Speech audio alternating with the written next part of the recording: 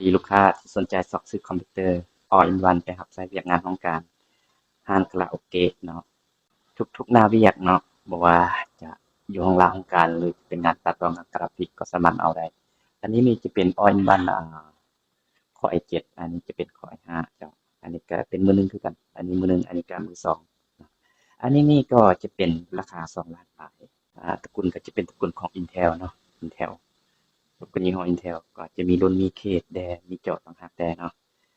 รุ่นแบบนี้ก็มีนะและอีกอย่างหนึ่งเป็นพิเศษก็คือจะเป็นกล้องวงจรเนาะกล้องวงจรนี่ก็จะเป็นแบบนะรุ่นสามารถใส่โทรศัพท์เบิ่งผ่านจากโทรศัพท์ได้เนาะ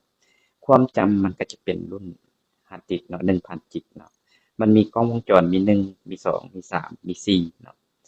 ก็จะแบบนี้ถ้าเป็นชุดนี่ทั้งจอพร้อมมอนิเตอร์พร้อมนี่ราคาแบบนึง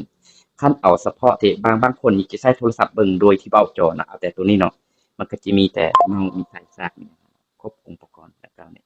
ก็ประมาณนี้จ้ะ